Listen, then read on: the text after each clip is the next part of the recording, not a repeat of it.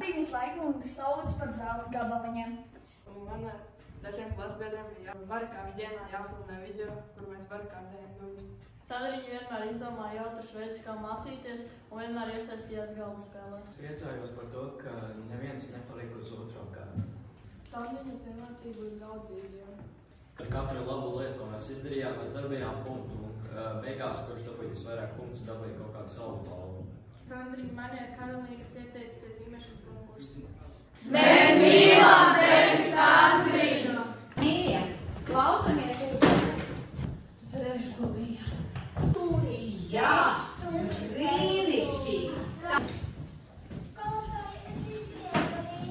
Tad kas ir jādara? Tālāk. Lineāls lietas tev ir dabūt. Nācis, ka tev ir. Jūs vienmēr paslavēja, motivēja un dienas grāmatās līmēja tās skaidrās tās uzlīmītas. Vienmēr pēc tam, kad mums bija sacensības vai dažādi sporta pasākumi, Sandriņa vienmēr bija pirmā tā, kas pajautāja, kā mums gāja un atbalstīja mūs un motivēja mums turpināt darīt un uzlaboties.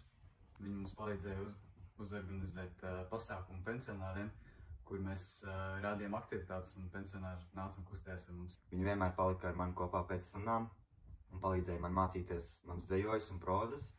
Un ja nekad neapnika klausīties, vienalga, cik daudz reizes es nokļūdījos vai man nesanāca. Mēs mīlam Sandriņu! Jūs tiešām esat mīlīši, bet zelta gabaliņu tu. Būs teksts, bet ja es jums izstāstīšu pasaciņu par gudriem bērniem, kā viņiem iet skolā, tad tas būs teksts? Jā.